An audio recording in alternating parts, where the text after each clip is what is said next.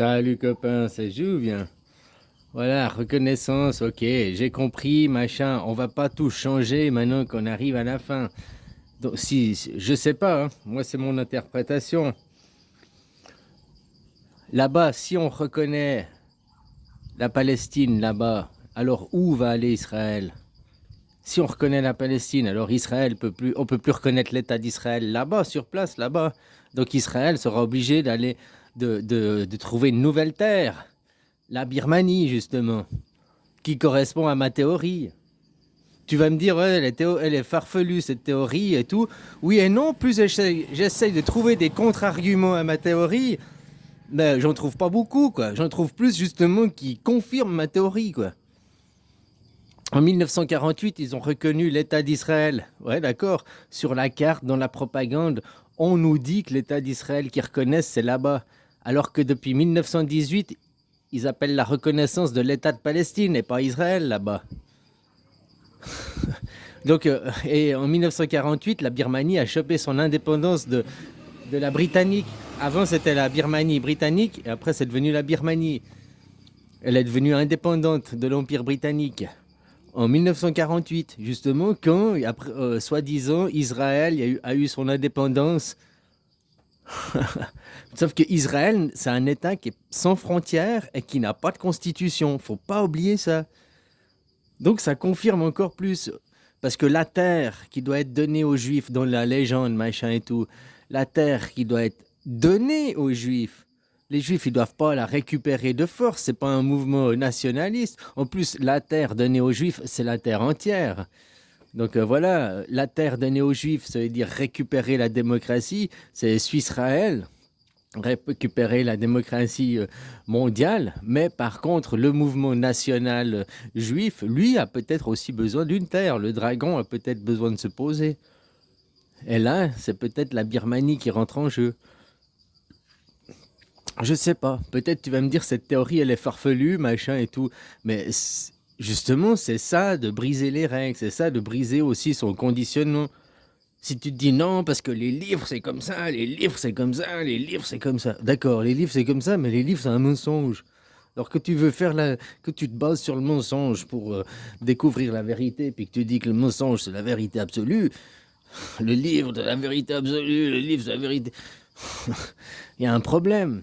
Donc tu vois, c'est ça aussi d'avoir l'esprit ou l'imagie, je sais pas comment tu appelles ça, le jeu d'esprit d'aller remettre en doute puis de dire, mais attends, est-ce que ce serait pas la Birmanie, machin et tout, qui serait le vrai Israël, le vrai plan Israël de derrière, quoi.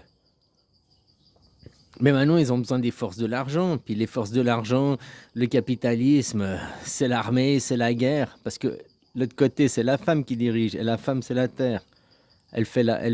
La terre, c'est par la guerre hein, qu'elle s'enrichit. La terre, c'est par la guerre qu'elle s'enrichit. Quand les arbres sont morts, que les fruits, que tout pourrit, machin, c'est ça qui enrichit la terre, qui enrichit le sol. Hein. Donc les femmes, là, le côté féminin, c'est par la guerre qu'elles s'enrichissent. Quoi. Le monde actuel, le capitalisme, c'est par la guerre qu'il s'enrichit. Quoi. Puis comment ils parlent? Ouais, des plans à 800 milliards pour relancer l'économie, la défense, c'est tout par la guerre qu'ils vont s'enrichir. La guerre, non seulement la guerre physique, envoyer des bombes, mais acheter de l'armement, quoi.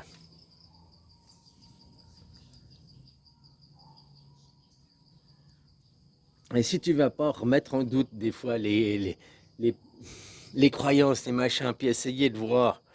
Justement, là, je suis en train d'essayer de voir si ma théorie de la Birmanie, elle est complètement folle ou pas. Puis, ben, je trouve plus d'arguments qui la confirmeraient qu'il la rendrait une folie, quoi. Parce que comme je t'ai dit, Israël, c'est le dragon qui vole, qui répand le feu sur Terre. Bah, c'est la gouvernance mondiale. C'est toujours la gouvernance mondiale, il y aura toujours le même système. Après, ça va être différent. Hein. Au lieu de maintenant, c'est Napoléon qui gagne, donc l'étatisation qui gagne, le nationalisme qui gagne. Après, ce sera l'humanisme qui gagne. Dans les nations, vous irez voter. Maintenant, vous votez pas, on vous dit quoi faire, puis vous allez gueuler. Après, au lieu d'aller gueuler, tu iras dans l'urne donner des coups d'épée, quoi. C'est ça, l'urne. Se battre. Ouais, peut-être il parle de 2027, la guerre mondiale. Mais c'est possible. Mais de quelle guerre mondiale parle-t-on? D'une guerre mondiale physique, les missiles, machin, puis on est tous morts? Ou bien d'une guerre mondiale à coups de bulletins dans l'urne? Parce qu'en démocratie, en Suisse, ton bulletin de vote, c'est ton épée, quoi. C'est ton épée ultime que tu vas pour, en tant que citoyen souverain. On vote les lois, hein. Je parle pas d'élire des guignols, je parle de voter les lois. Donc peut-être la guerre mondiale qui va commencer en 2027, c'est la démocratie mondiale qui prendra le dessus sur la gouvernance mondiale, et que là, on va commencer à coup de vote, de faire la guerre. Pour créer quoi? Une nouvelle constitution, un nouveau rêve. Là, tout ce monde, c'est le projet sioniste. Il a été créé par les élites, par les gens à l'époque. 125 ans, 5 générations, quoi. Ben là, on va recréer un projet sioniste ou un autre nom, ou je sais pas quoi, pour les 125 ans, les 12 prochaines années, quoi. Pour le prochain cycle, pour le prochain... Tu vois? Quel rêve, quel mensonge on veut raconter pour que les gens ils découvrent le poteau rose dans 5 générations, quoi. Qu'ils auront passé 5 générations à croire. Des idéologies à la con, quoi. Hein? Le pire, c'est que maintenant, les gens ils arrivent à se taper sur la gueule pour des idées, quoi. Mais c'est ça...